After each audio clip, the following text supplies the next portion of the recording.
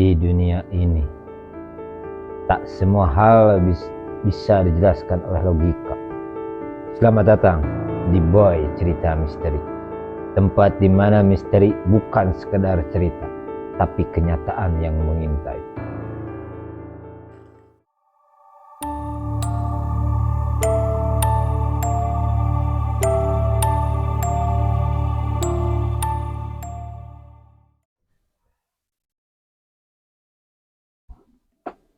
Assalamualaikum warahmatullahi wabarakatuh. Waalaikumsalam warahmatullahi wabarakatuh. Selamat malam.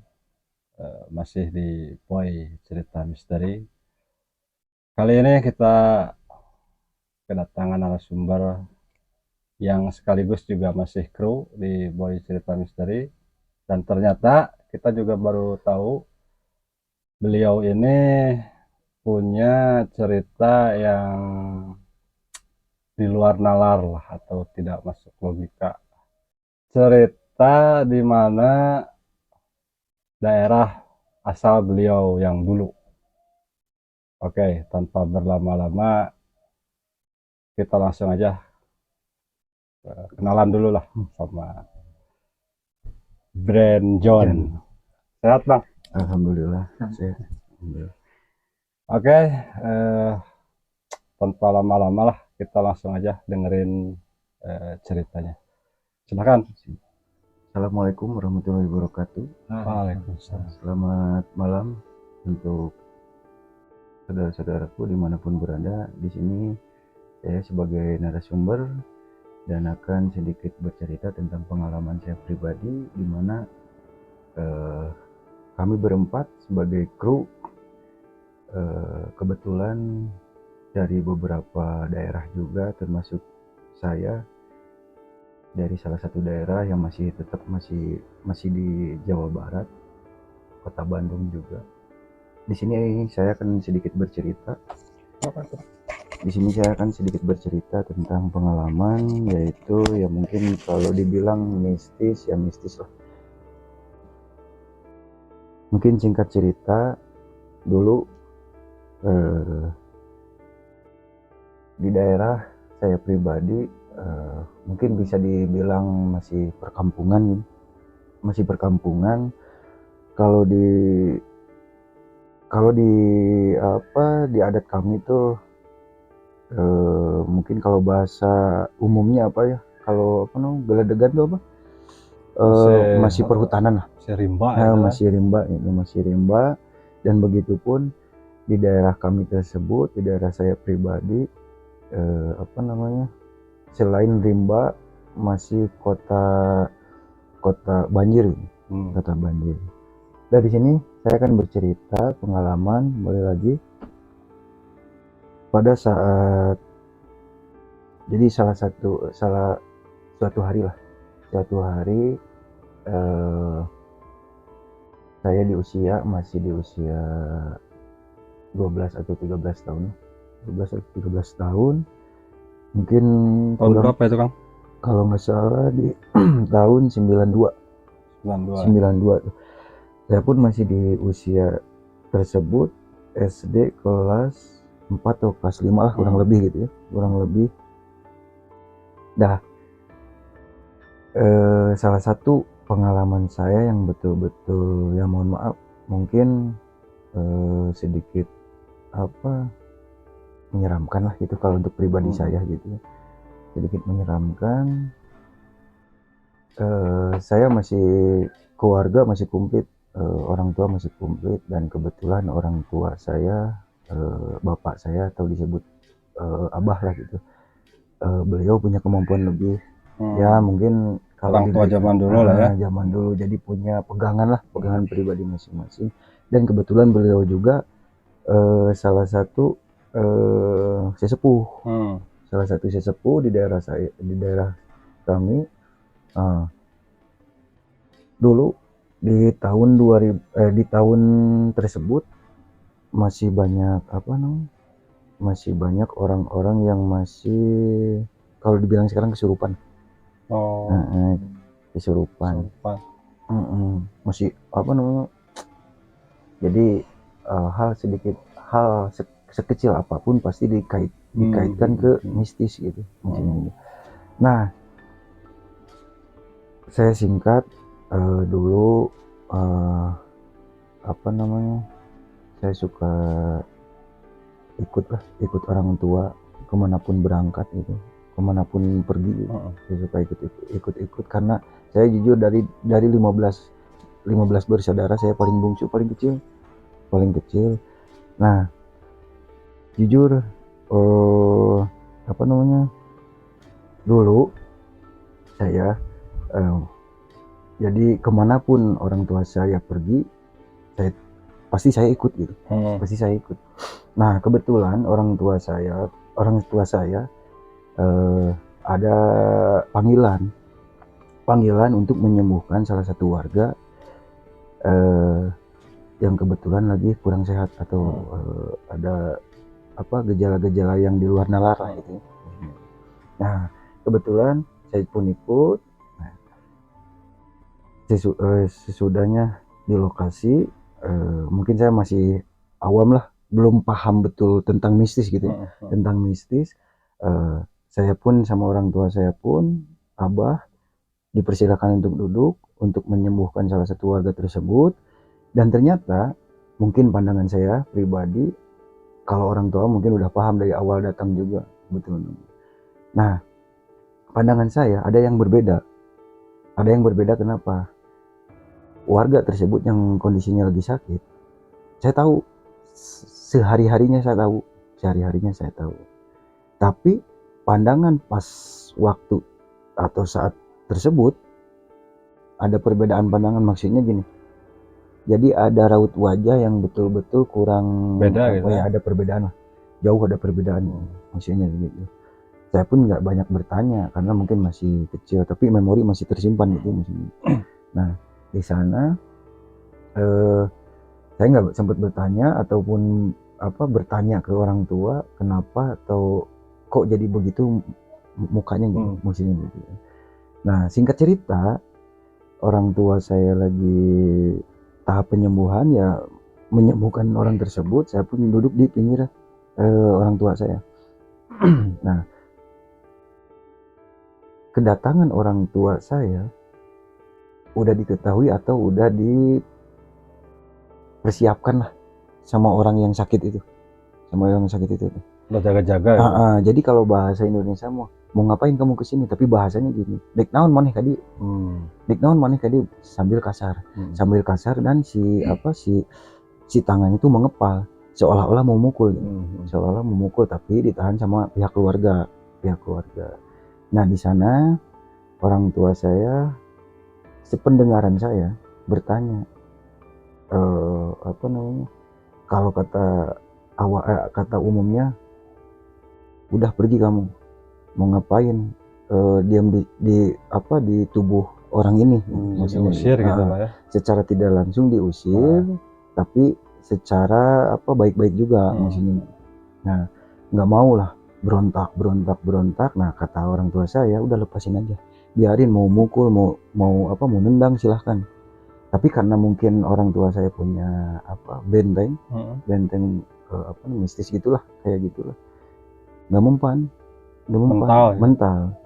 Nah, pas di waktu tersebut tuh mental lagi, saya pun kaget karena mungkin ya itulah, tidak paham atau belum betul-betul paham tentang mistis gitu. Jadi pertanyaan, kok bisa ya gitu, maksudnya apakah ini, jadi pikirnya gitu seolah-olah ini tuh bercanda atau bohong gitu, maksudnya gitu, bohong gitu apa gitu. Tapi diperhatiin aja lah, ternyata betul. Dan ada salah satu kepercayaan saya pribadi, maksudnya gini, percaya gitu, percaya. Nah, komunikasi lah secara bukan secara lisan tapi secara batin. Secara batin. Nah, ternyata si makhluk yang masuk ke tubuh orang yang sakit itu, singkat cerita, minta dibalikin tapi pengen digendong. Si yang masuknya itu, si makhluk yang pengen digendong. Nah, saya pun keluar, diam di salah satu tempat ya, bangku lah gitu. Bangku duduk. Nah, orang tua saya tiba-tiba keluar. Orang tua saya keluar ke saya bilang, "Dek, duduk dulu di sini, jangan ikut ya." Cuman karena saya deket sama orang tua, kemanapun tadi yang pergi pasti saya ikut. Saya pun sedikit agak merengek, ingin ikut.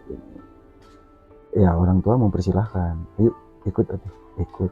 Tapi dengan kondisi yang jadi pertanyaan tuh maksudnya ini abah mau ngajak pulang atau kemana nih, maksudnya gitu. Tapi saya nggak bertanya, cuman ngikutin aja lah. Tapi si abah posisi tangan ke belakang, posisi tangan gini, seolah-olah ngegendong gitu, seolah-olah ngegendong. Saya nggak bertanya. Nah, nggak bertanya, ikutlah saya tuh.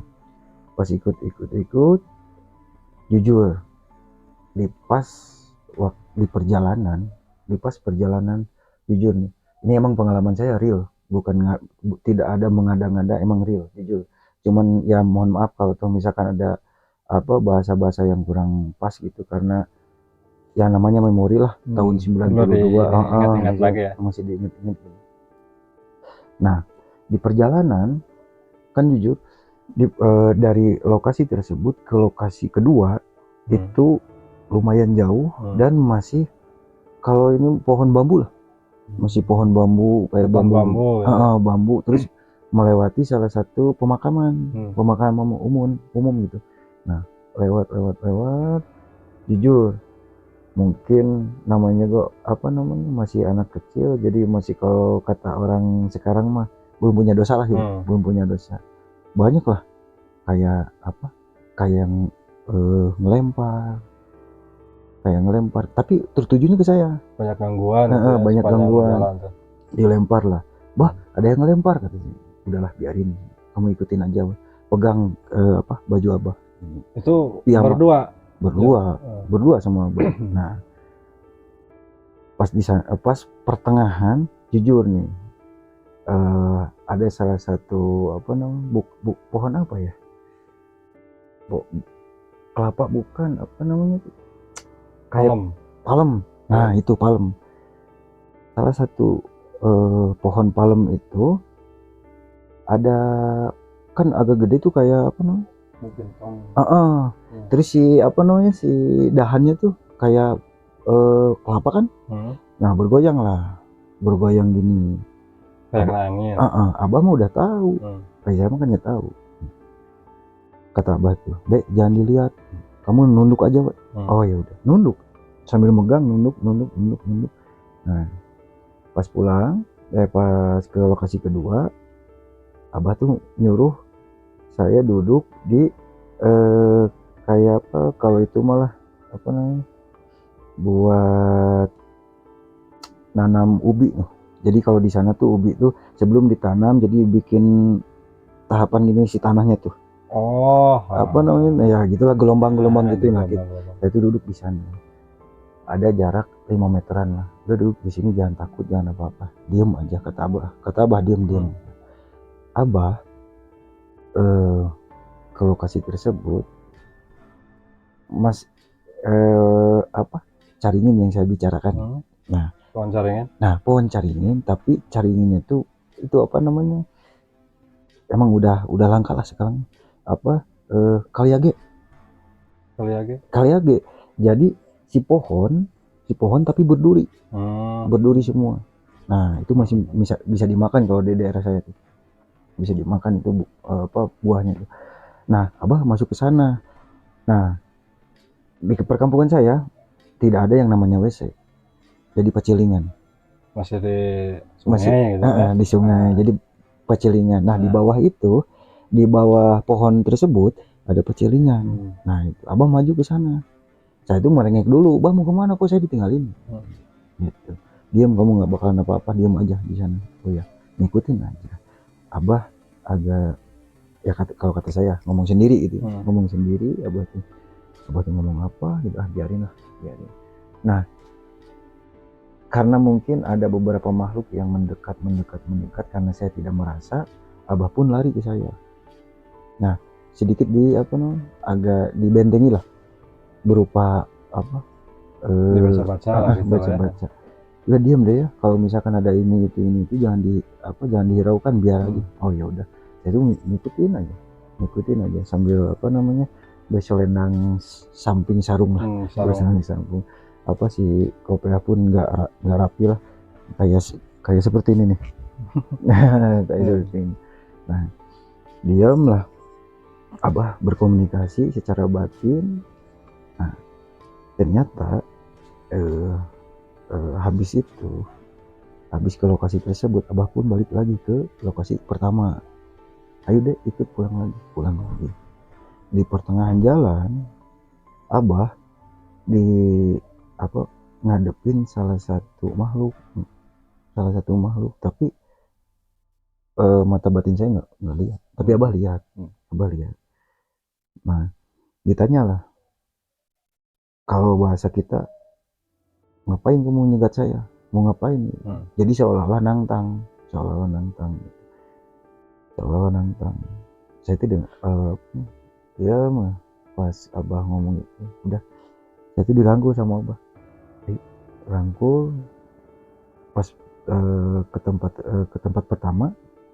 Nah, si orang yang sakit tuh udah bukan sadar sih, setengah sadar lah.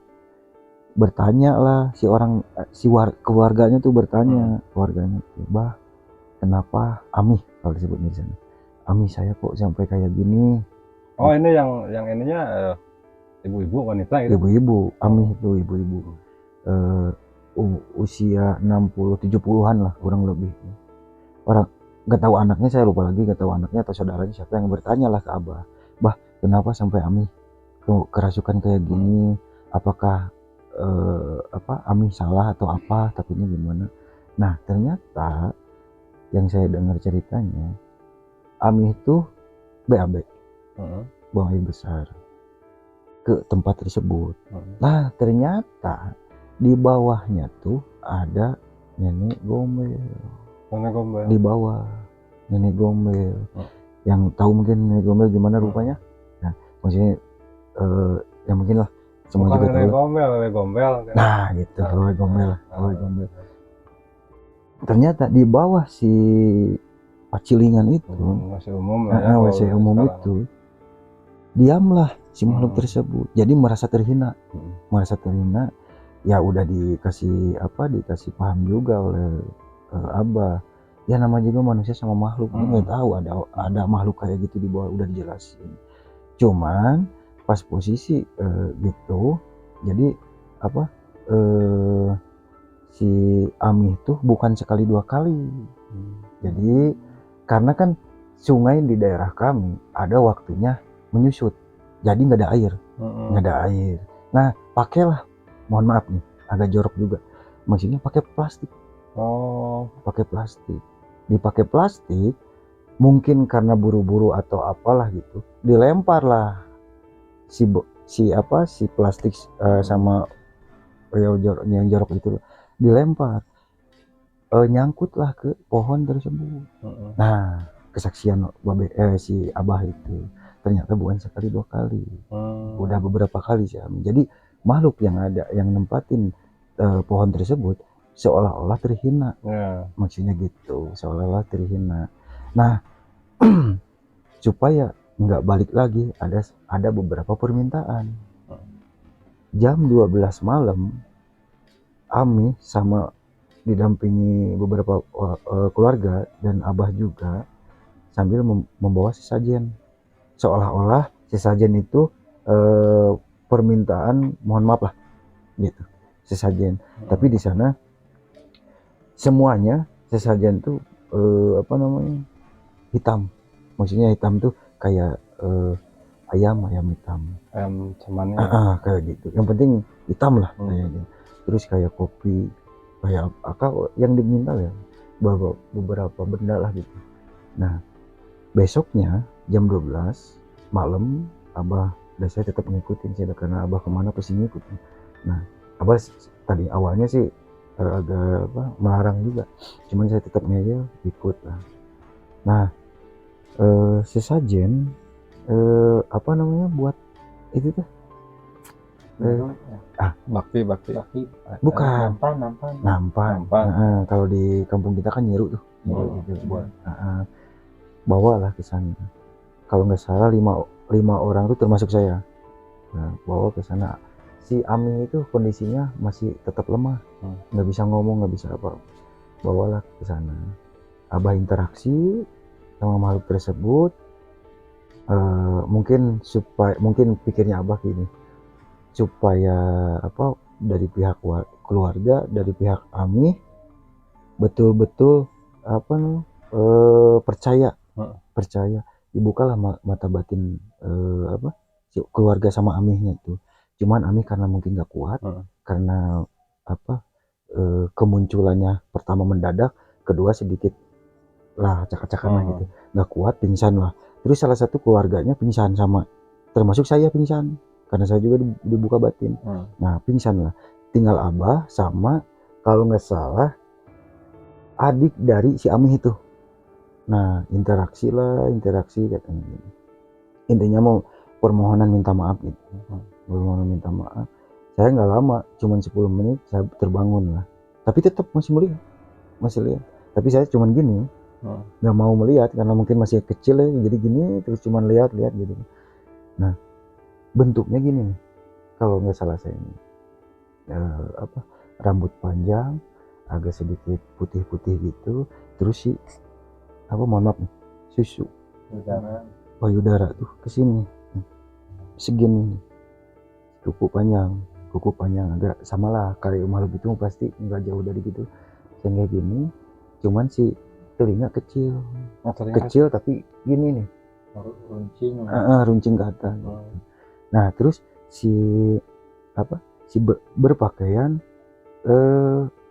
kayak batik gitu, kayak batik zaman dulu kayak gitu. Terus sarungnya tuh sampingnya tuh, wah, kucelnya minta ampun lah gitu, kucelnya. Jadi kayak kena lumpur gitu, duduklah di salah satu dahan itu duduk. Saya nggak inget ya gitu, maksudnya karena mungkin lebih kuat rasa takut gitu kan mungkin. Nah, interaksi lah Abah tuh meminta maaf mewakili keluarga dari pihak Amih itu.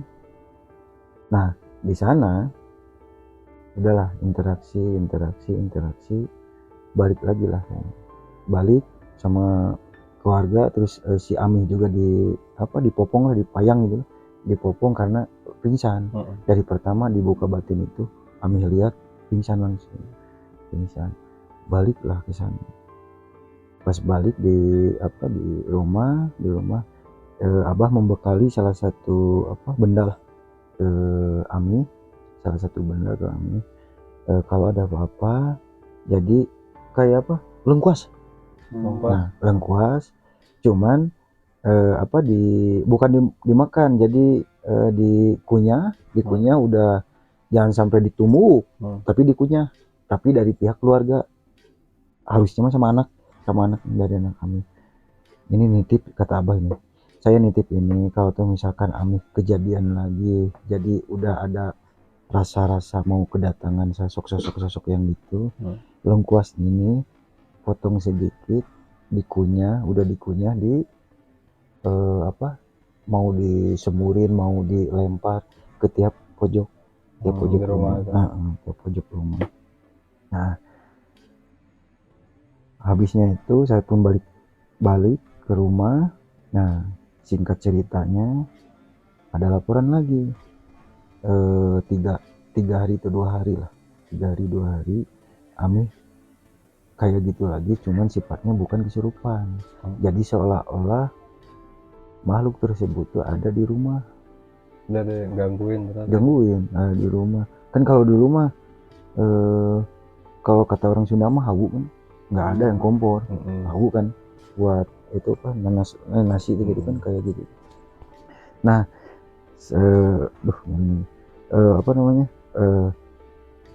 sekali-kali Amih atau keluarganya nyalain kayu bakar, lagi agak sedikit lumayan juga kan si bakarannya. Nah, saat itu pun makhluk tersebut ada duduk duduk sambil gini ke api bara tuh, api.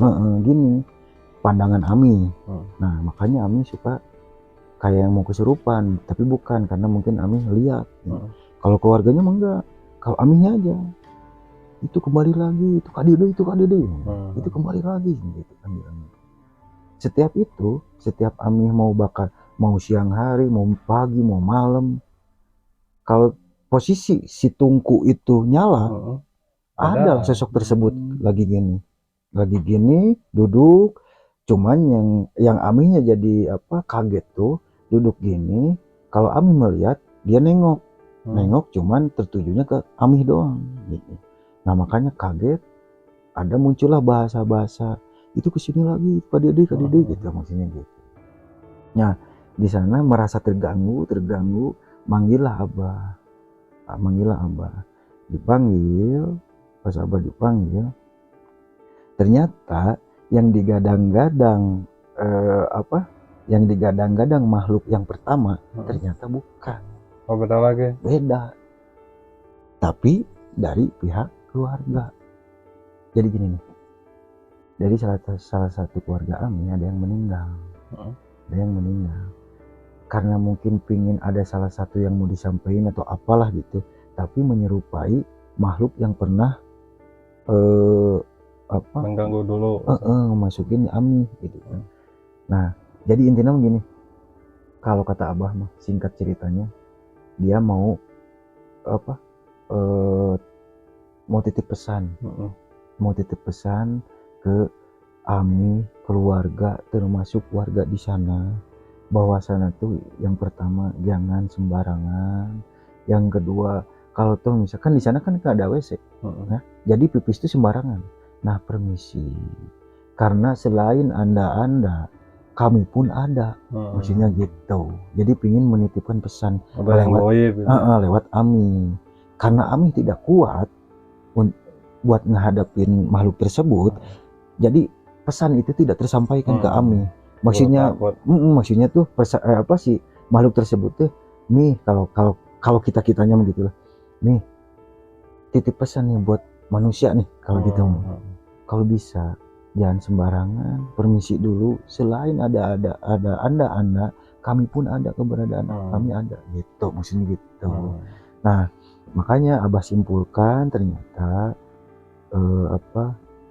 makhluk tersebut menyerupai makhluk yang pertama, hanya ingin menyampaikan pesan-pesan ke kita maksudnya gitu. Jangan sampai, jadi nggak ganggu gitu ya. Nggak ganggu, cuman intinya mah munculnya makhluk tersebut hanya ingin interaksi, tapi karena Amih yang melihat, otomatis kan pesan-pesan tersebut ke Amih. Tapi karena dibalik itu Amih nggak kuat, nah pesan tersebut terus-terusan. Jadi malam sekarang Amih nggak kuat, si makhluk tersebut hilang, besoknya datang lagi. Jadi berulang-ulang terus gitu, kalau nggak salah hampir 2 minggu terus berulang-ulang, karena pesan tersebut nggak disampaikan, karena pesan tersebut tidak dihiraukan sama Ami maksudnya. Nah panggillah Abah.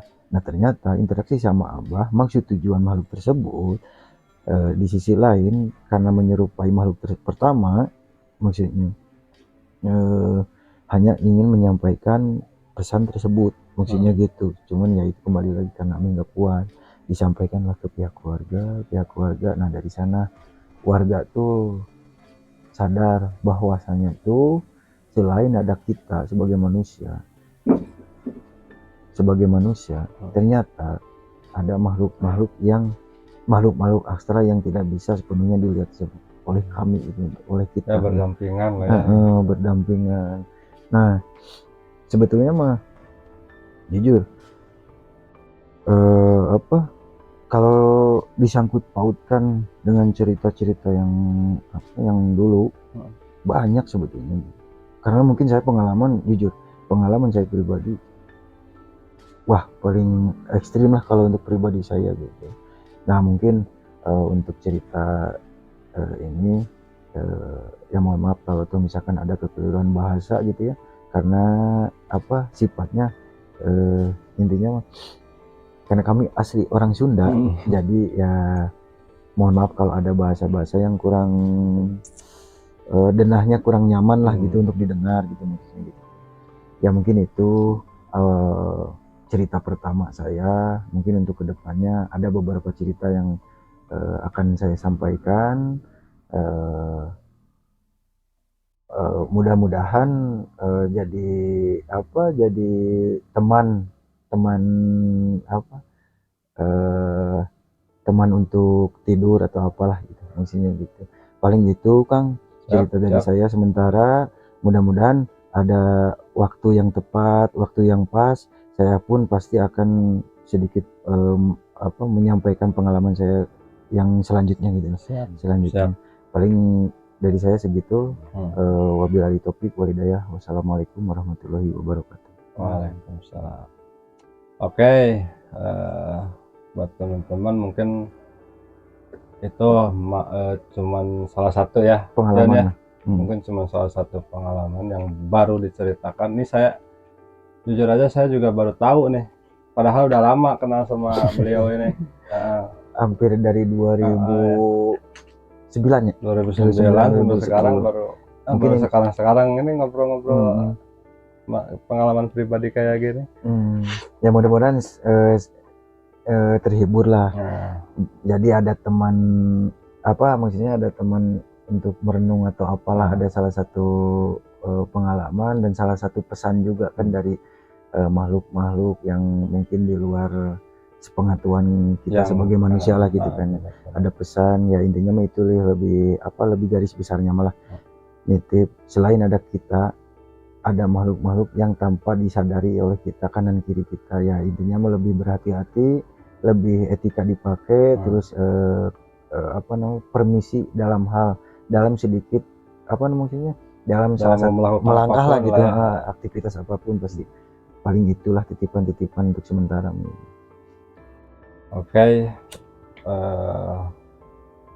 itu bisa dijadikan pelajaran buat kita semua ya. Dan untuk yang mau dengerin cerita dari Brain John selanjutnya, boleh di kolom komentar di ini aja. Atau juga yang mungkin punya cerita pengalaman yang hampir sama Kang Brain John, boleh di kolom komentar diceritain, nanti kita bawain lah di sini. Atau mau kita langsung ke tempat teman-teman semua boleh. Mau datang ke sini juga boleh. Mau langsung bercerita di sini. Open, terbuka. Kita terbuka lah. Buat silaturahmi aja, biar banyak teman aja. Datang ke sini lebih bagus lah. Silaturahmi. Buat silaturahmi. Mungkin buat episode ini sekian dulu. Mang cepat ayah nanti sampaikan. Oke, mungkin sekian dulu buat episode kali ini. Kita lanjut nanti di part-part selanjutnya. Assalamualaikum warahmatullahi wabarakatuh. Waalaikumsalam warahmatullahi wabarakatuh.